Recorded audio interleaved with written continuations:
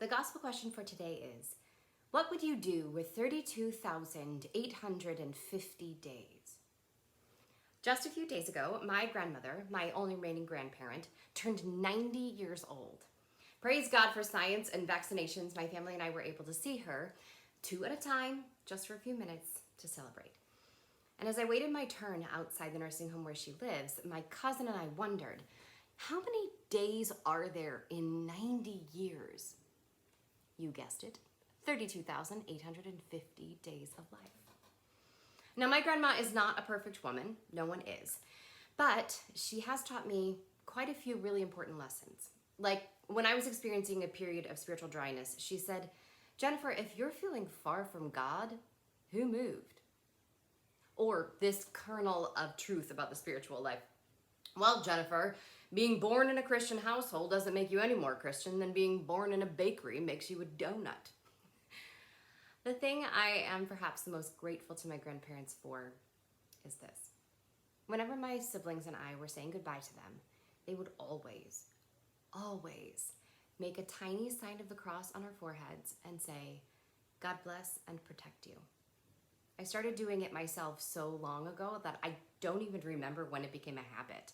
But my beloved and I bless one another every day, often more than once.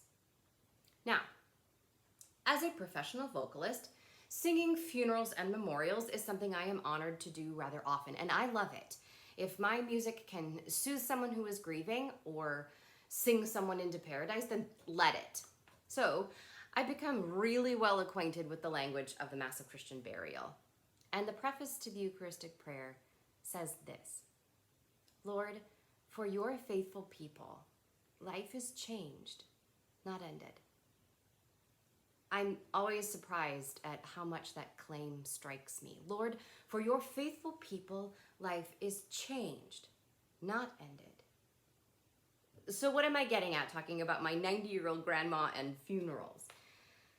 I am spending a lot of time these days thinking about transitions because I feel a period of transition coming on. I feel it in my skin. Things are shifting. We're here at the tail end of April. May is peeking its warm and sunny head around the corner. The school year is drawing to a close and finals are about to begin, signaling the end to perhaps the weirdest and most trying academic year most of us have ever known. Maybe you're graduating and moving on to graduate school or life in the professional world. Maybe you're completing a challenging internship. Maybe you're leaving a career that you thought would fill you with joy and purpose, but didn't. Maybe you're starting a new career.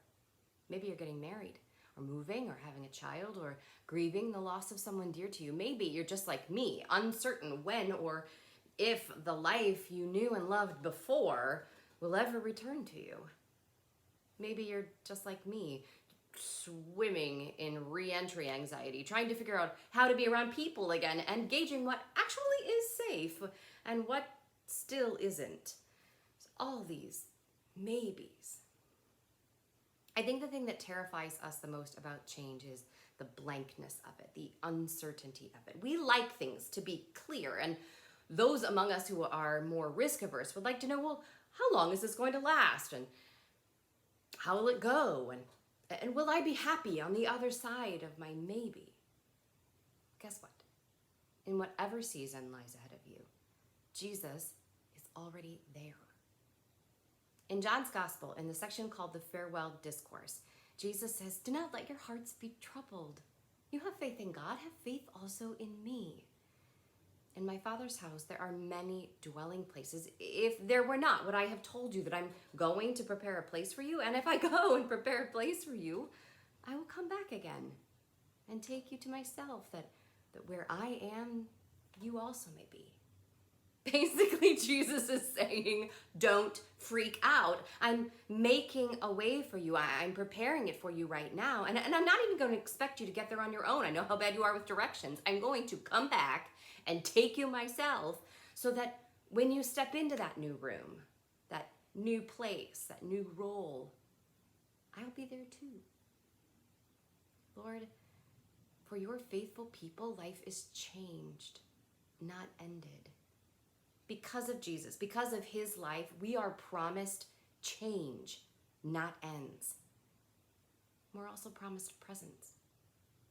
So, friends, what will you do with these days, with this season? If you're anything like my grandma, you'll let your legacy be that of blessing. And if you find yourself in a season of transition, may God bless and protect you.